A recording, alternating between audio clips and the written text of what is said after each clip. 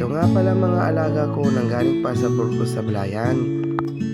Ang mga biik na ito ay native at pinapakain ko sa kanila ay pre-starter na binili ko sa San Jose at doon lamang makakabili ng pre-starter.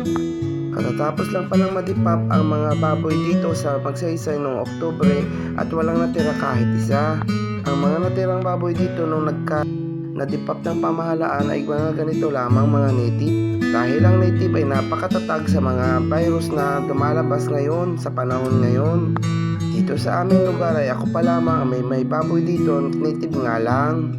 Pero okay na to dahil masarap din ito pang lechon at napakamahal din ang mga karne nito.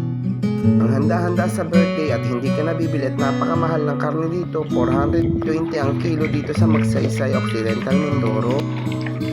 Napakatatakaw na pala ng mga bacon na ito at ito ay 2 weeks na sa akin simula nung sila ay aking binili.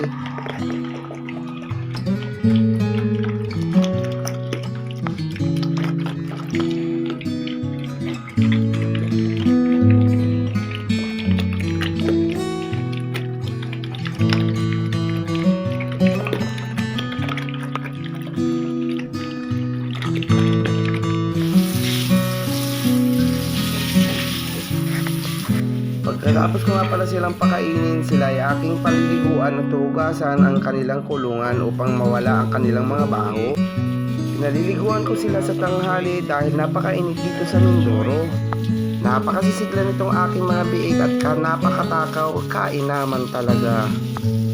Ang tatlo nga pala dyan ay puro babae, ang dalawa ay lalaki.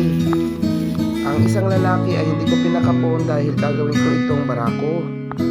At ang isang babae ay gagawin kong inahin para maparami ko ang aking mga baboy.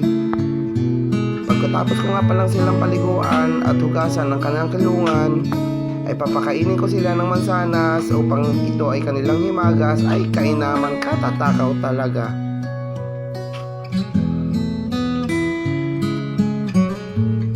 Ang mga mansanas pa lang ito ay hiningi ko sa aking uncle na may tindahan ng prutas sa palengke na may mga maliliit na spot, kesa itapon ay aking hiningi at ipakain sa aking mga native. At yung ibang pwede pa ay aking kinakain at talaga namang napakatamis.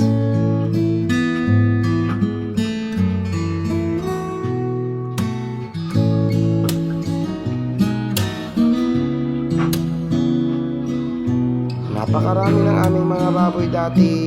Yung iba ay nadipap, yung iba ay namatay.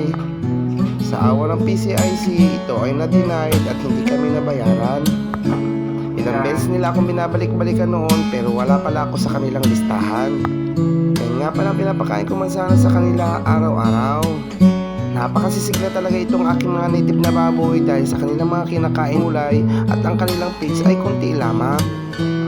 At pag 2 buwan na sila ay akin silang pakakainin ng mga gulay at prutas at hindi ko na sila pakakainin ng pigs. Pikit mata ko itong binili dahil napakamahal ng karne dito sa Mindoro.